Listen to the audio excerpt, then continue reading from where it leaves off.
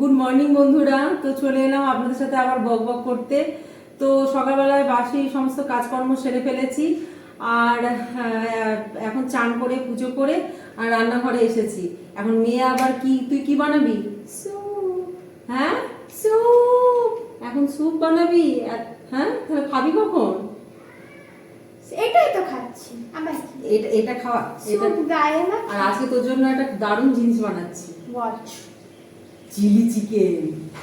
হ্যাঁ বন্ধুরা, হ্যাঁ সত্যি বলছি, দুদিন ধরেই মেয়ে বলছিল যে চিলি চিকেন খাবো, চিলি চিকেন খাবো। তো আমি বললাম যে ঠিক আছে, একটু গরমটা কমুক, তারপরে তোমাকে চিলি চিকেন বানিয়ে দেবো।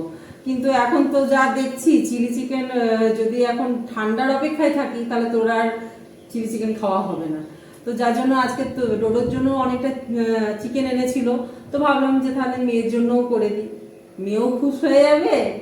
হ্যাঁ সত্যি বলছি, সমস্ত আমি সব কিছু প্রিপারেশন করে নিয়েছি।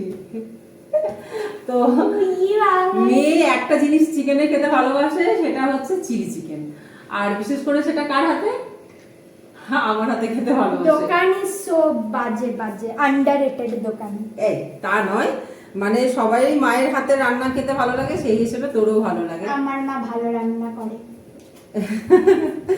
তো যাই হোক বন্ধুরা, তো আমি ভাবছি যে চিলি চিকেনটা আগে করে নিই। তো চিলি চিকেনটা করছি, করে আপনাদের দেখাবো।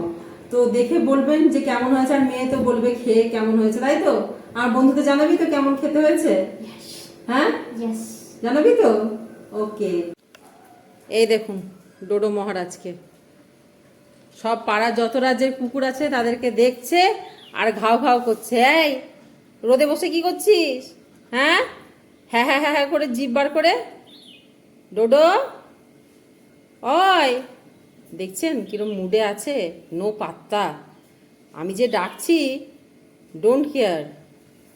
এই যে ডোডো মহারাজ, আজকে আপনি কি খাবেন? চিকেন খাবেন না দই ভাত খাবেন?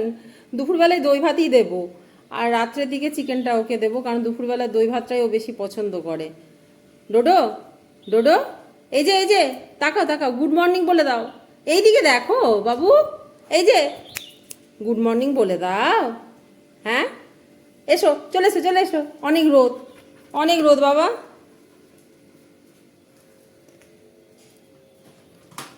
ওই দেখুন দিদি সাজছে আর দিদিকে দেখছে, দেখেছেন কি বদমাস। এদিকে আয়, এদিকে আয় তো। আজকে এই ঘরে চাদরটা কি দিদিকে বললাম দিদি কেচে দাও, কারণ কালকে মানে একটু চা পড়ে গেছিলো আর কি চাদরে। তো চা পড়ে গেলে চাদরের দাগ হয়ে যায়, তো যার জন্য দিদিকে বললাম যে আজকে ইয়ে করো, চাদরটা কেচে দাও। এই দেখুন, দেখেছেন ডোডোর অবস্থা কি? কিছু বলবি? গুড মর্নিং বল আমার বন্ধুদের। তোকে দেখুন হ্যাঁ হ্যাঁ হ্যাঁ হ্যাঁ করেই যাচ্ছে। তো কিছু বলো তুমি, হ্যাঁ কিছু তো তোমায় বলতে হবে।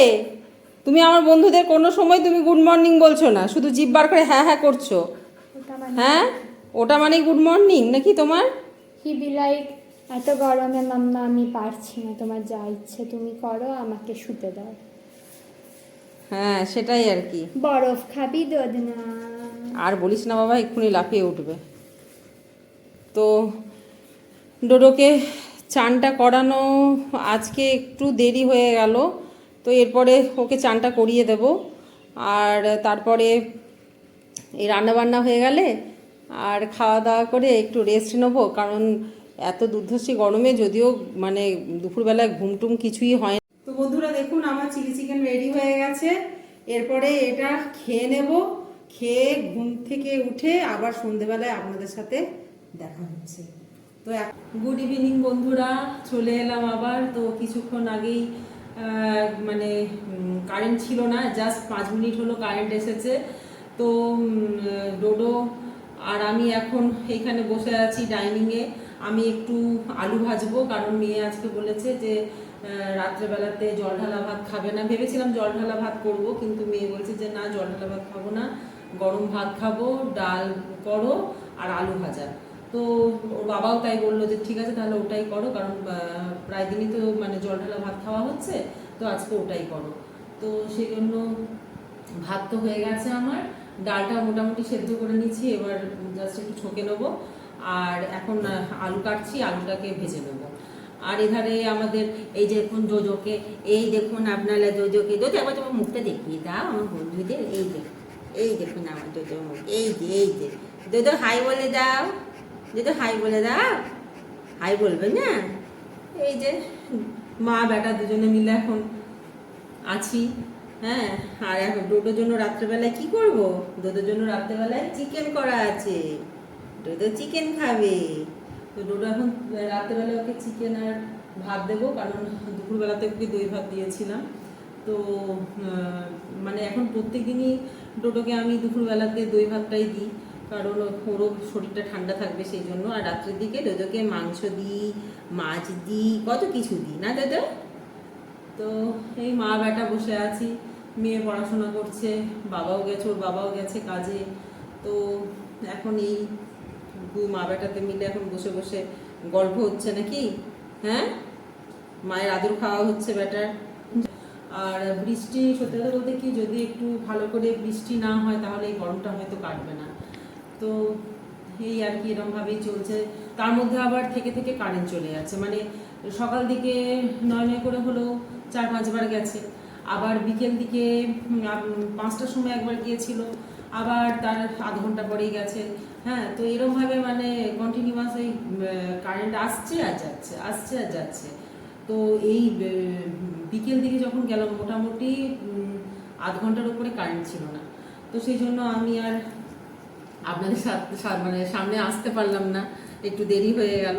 তো এখন যেহেতু রান্নাটা মানে চাপিয়ে দিয়েছি, এরপরে আলুটা ভাজবো, তা করতে করতে ওর বাবাও চলে আসবে, আর মেয়েও পড়া হয়ে যাবে, এরপরে খাওয়া দাওয়া করে।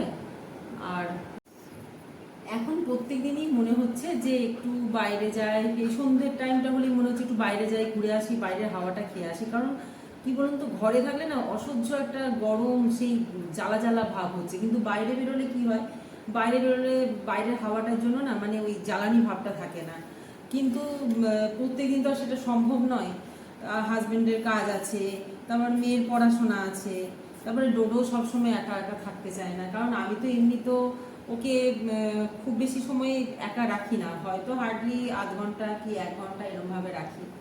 তো এরপরে আজকে যেরকম আমার হাজব্যান্ডকে বলছিলাম, মানে বরকে বলছিলাম যে চলো একটুখানি তাহলে ঘুরে আসবো, তুমি যদি তাড়াতাড়ি করে কাজটাকে একটু সেরে আসতে পারো তাহলে একটু বেরোবো। তো বললো যে কোথায় বেরোবে, প্রত্যেক দিন আর কোথায় বেরোনোর আছে।